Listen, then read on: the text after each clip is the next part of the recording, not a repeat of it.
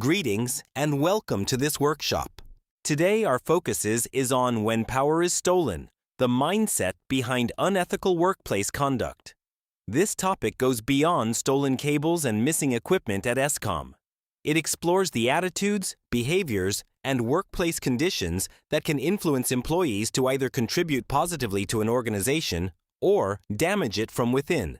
Using the eskom case as an example, we will look at 4 important workplace concepts: job satisfaction, organizational commitment, citizenship behavior, and work engagement. We will explore what these concepts mean, what causes them, and how they affect both employees and employers. Most importantly, we will examine how positive workplace attitudes can help prevent unethical behavior and rebuild trust within organizations. eskom is currently facing serious challenges linked to unethical workplace behavior. We're seeing issues like misconduct, misuse of resources, and poor decision-making by employees. And these are leading to major consequences such as operational disruptions, financial losses, and problems with service delivery. Now, when we look at this more closely, it becomes clear that the issue is not just about rules being broken. It's actually about the decisions employees are making and the thinking behind those decisions. So, to really understand this behavior, we first need to look at 2 key concepts: morals and ethics, because these form the foundation of how employees are expected to behave in the workplace. So, let's break that down. Morals are basically an individual's personal beliefs about what is right and wrong. These are shaped by things like values, upbringing, and life experiences. Ethics, on the other hand, are the formal rules and standards set by the organization. They guide what is considered acceptable behavior at work. Now, in reality, employee behavior is influenced by both of these at the same time. People don't just follow rules. They interpret those rules through their own personal values. And that's important, because it helps explain why unethical behavior can still happen, even when employees know the rules. Sometimes their personal judgment conflicts with what the organization expects. Because of this, we can't fully understand workplace behavior without also looking at the attitudes that influence how employees respond to these expectations. So now, let's go a bit deeper into those work-related attitudes, because this is where we really understand why employees behave the way they do. Let's start with job satisfaction. This is about how employees evaluate their work experience, especially in terms of pay, recognition, and working conditions. When employees feel that these aspects are fair and rewarding, they tend to develop a positive emotional connection to their work.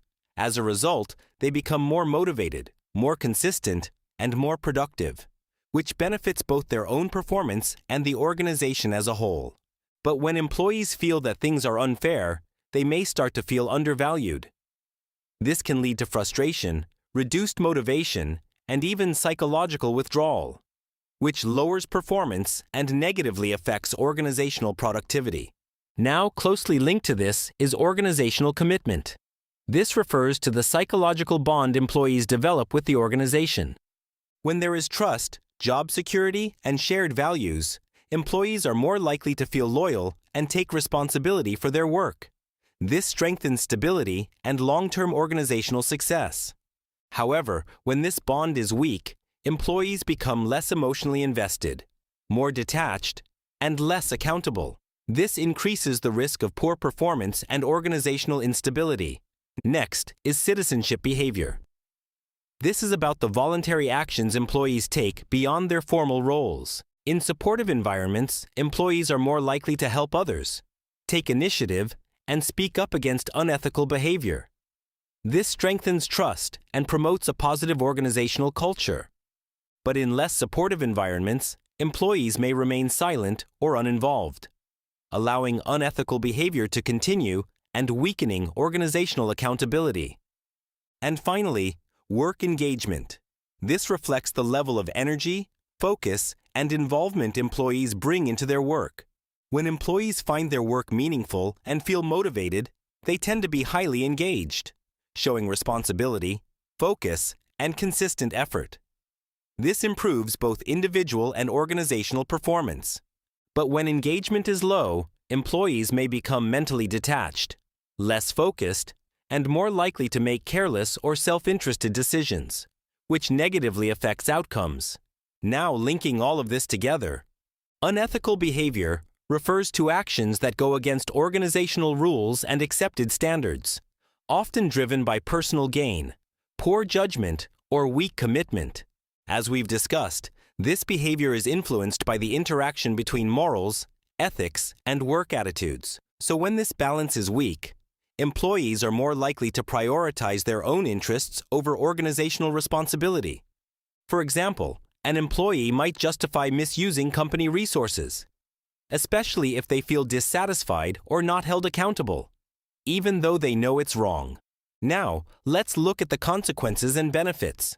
From an organizational perspective, this behavior might seem beneficial in the short term. For example, reduced costs, temporary access to resources, or convenience in getting tasks done. But these benefits don't last.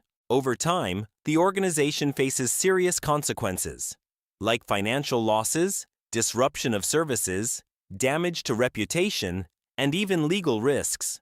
From the employee's side, there may also be short-term benefits, like quick financial gain or personal advantage. But again, these are temporary. The long-term consequences are much more serious, including job loss, legal action, and damage to future career opportunities. And this is where the idea of a chain of impact becomes important. Unethical behavior doesn't just affect one person. It starts with an individual action. That action affects the organization, reducing efficiency and disrupting operations. Then it spreads further, affecting service delivery. And eventually, it impacts the wider community, where people and businesses experience unreliable services and ongoing instability. So to conclude, workplace behavior is shaped by employees' attitudes, perceptions, and decision-making processes. When these are positive, employees are more likely to act responsibly. But when they are weak, unethical behavior can emerge and spread. And as we've seen, the impact doesn't stop at the individual. It affects the organization, service delivery, and the wider community as well.